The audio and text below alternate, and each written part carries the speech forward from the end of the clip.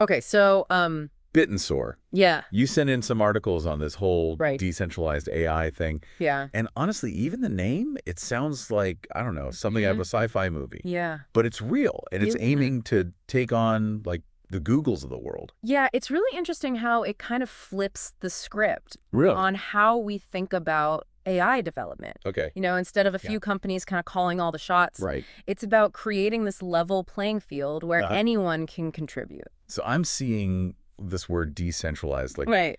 everywhere in these articles. Yeah. But what does that actually, like, Yeah. look like in practice? It's like, think of it like the difference between a traditional encyclopedia Okay. and Wikipedia. One is controlled, the other thrives on the contributions of thousands, Yeah. even millions, of individuals. Okay. Bittensor is aiming to do something similar, Interesting. but with artificial intelligence. Okay, so instead of like an AI powered by, you know, Right. Google's massive data centers, Yeah. we're talking about a network of computers Exactly. all over the world Mhm. working together. Yep. But these articles keep mentioning miners. Right. Is this like a Yeah. Bitcoin thing? It's similar in the sense that it uses a cryptocurrency, Yeah. the TAO, Okay. but the mining itself is very different. Okay. So in Bittensor, these miners are actually contributing their computing power Interesting. to train and run AI models. So, okay, I'm starting to get the picture. So people volunteer their computer power. Right. They get rewarded with this TAO. Mm-hmm. What's the motivation there beyond just liking AI? It's a blend of contributing to something groundbreaking Okay. and the potential for real-world rewards. Okay. Because TAO is a cryptocurrency. Right. It has value. Okay. And as the Bittensor network grows, so too could the value of TAO. Interesting. It's like investing in the future of this decentralized AI ecosystem. So there's like a built-in incentive Right. for people to kind of get on board with this. Exactly. But how do you get all these Yeah, that's the question. different people with their own computers all working together towards some common goal? That's where things get really interesting. The Bittensor is organized into these things called subnets. Subnets. Imagine these as Yeah. specialized AI hubs, Okay. each dedicated to a specific task. So like one subnet for language processing, Exactly. another one for image recognition. There you go. Exactly. And what's fascinating is that these subnets are already achieving some impressive results. Well, There's subnet 19, for example, What? which focuses on running large language models. okay. They've actually managed to No. outperform OpenAI on certain tasks, Wow. both in terms of speed and efficiency. Okay. We're talking significantly faster processing times for generating text, Right. translating languages, you name it, Wow. and using a fraction of the energy, Hold on, really? That's a bold claim. outperforming OpenAI. That's like... That's like David taking down Goliath. Was there any other subnets doing like equally impressive things? There's a subnet Yeah. dedicated to conversational AI, Okay. specifically designed to mimic the style and capabilities of character AI, Okay. which was recently acquired by Google. Oh, yeah. Yeah, I've played around with character AI. Right. It's amazing how human-like those conversations can feel. It is. But you're saying this Bittensor subnet is even better. It's early days, Okay. but in some benchmarks, this subnet has actually surpassed GPT 3.5 Wow. in its ability to maintain coherent and engaging conversations. Oh, wow, that's impressive. It's a testament to the power of this decentralized approach, Yeah. pooling resources and expertise from all over. This is blowing my mind, I have to admit. Yeah. But here's the thing that pops into my head, right? Right. With so many different people contributing, Yeah. how do you ensure that the work being done Right. is actually good? That's the crux of it, right? Yeah. And this is where Bittensor's unique consensus mechanism comes in. Okay. Yuma Consensus. Yuma Consensus. It's like a built-in quality control system. Okay, break that down for me. How does it actually work? So Yuma Consensus, Right. it's about quality control, you said. Exactly. Walk me through it. So imagine each subnet Okay. has a group of validators. These are like the referees Okay. of the network. Right. Their job is to assess the work being done Okay. by the miners. So they're like checking the homework, essentially. Exactly. Making sure it's all good. Is it accurate? Is it efficient? Okay, so how do they Yeah. How do you pick? decide who gets to be a validator? That's where the TA comes in. Okay. The more TAO Right. a validator holds, The cryptocurrency right? that's powering the network. Exactly. Yeah. The more weight their vote carries. So it's like a meritocracy It is. of expertise. Yeah. If you've got skin in the game, you've got a bigger say in how things are run. That's a really good way to put it. Which is a pretty neat way to Yeah. incentivize people to actually contribute high-quality work Right. and maintain the integrity of the whole system. It's a self-regulating system Okay. where those with the most to lose have the most influence Right. on ensuring the network's success.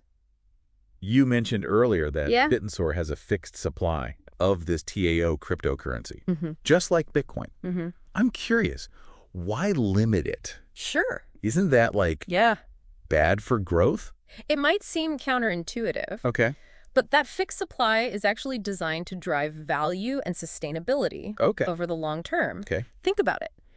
With a limited amount of TAO Right. in circulation, as demand for access to the Bittensor network increases. The value of TAO goes up. Exactly. It's like a self-fulfilling prophecy yeah. of sorts. Yeah. The more successful Bittensor becomes, Right. the more valuable that limited supply Exactly. of TAO Yeah. becomes. You got it. At least that's the theory, right? It all comes down to aligning the incentives Okay. of the network participants. Right. The miners, the validators, everyone, with the long-term health and success of the Bittensor ecosystem. It's a fascinating model. Yeah. I'll give them that. But let's talk about the elephant in the room. Okay. For Bittensor to really, I don't know, shake things up, Right. it needs to go mainstream. It does. It needs to be more than just Right. a cool experiment for Right. tech insiders. Mm-hmm.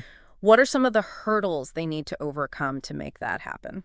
One major challenge is simply getting the word out. Okay. Bittensor is up against Right. some seriously established players Right. in the AI world. Yeah, it's Like, it's the whole disruptor versus the establishment, but in the world of exactly artificial intelligence. Yeah.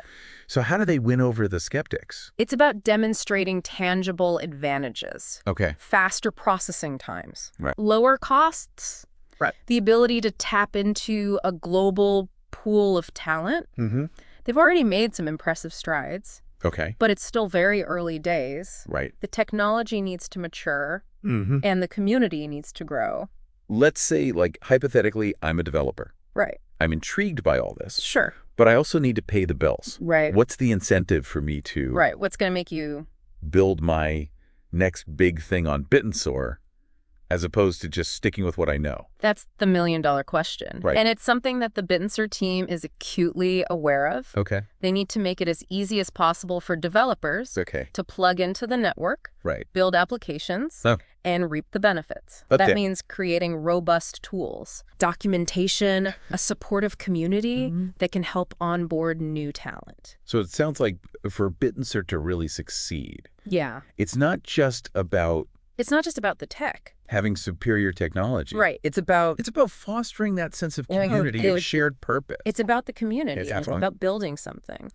Bittensor's success hinges on its ability to cultivate Right. a vibrant and diverse ecosystem Okay. of developers, researchers, enthusiasts Right. who are all invested in its vision Right. of a more open and accessible AI. Okay. So we've talked about the tech, Mm. the challenges, Right. the vision for the future. But this is a deep dive. It is. And I want to bring it back to Yeah. what matters most. Our listener, Right. we've been diving deep into this whole world of Bittensor. Right. But I want to bring it all back around to you Okay. listening right now. Right. How does this, I don't know, revolution, Sure. if it succeeds, Yeah. actually impact your life? That's the exciting part. Right. Well, Bittensor isn't just some like abstract technological shift. right. It has the potential to change who gets to actually participate Okay. in shaping the future of AI. Right, because right now it's mostly like Right now. big companies with Big. massive resources. Exactly. It's that whole like Yeah. AI is going to take over the world, Mm-hmm. but it's controlled by like Right. 5 tech CEOs. What Bittensor is trying to do is kind of flip that on its head. Okay, so like Yeah. instead of just being worried about AI taking our jobs or whatever, Mm-hmm. we could potentially be part of Right. You'd be part of shaping what it becomes. shaping it. Yeah. Interesting. Bittensor is about putting the power back in the hands of individuals. Okay.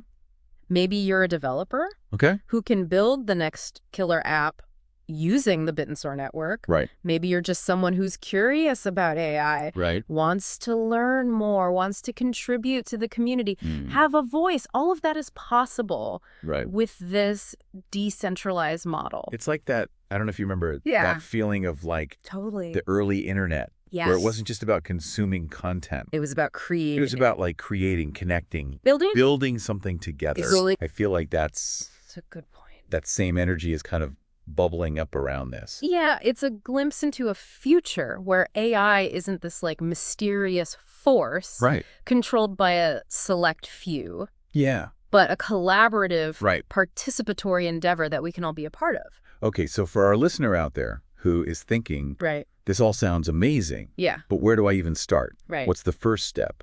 How do they get involved with something like this? The beauty of a decentralized project like this is that it thrives on participation. Start by exploring. Go to the Bittensor website. Dive into their documentation. Join their community forums. Ask questions. Share your thoughts. Connect with other people who are just as excited about this as you are.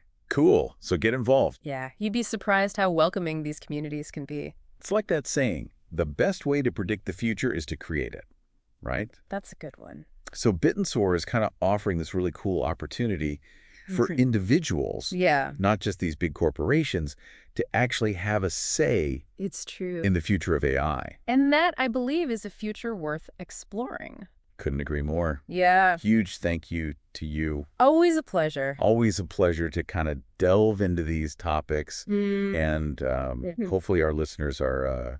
walking away feeling like they, I don't know, learned something new and exciting today. So absolutely. Until next time, folks. See ya. Keep those curious minds engaged.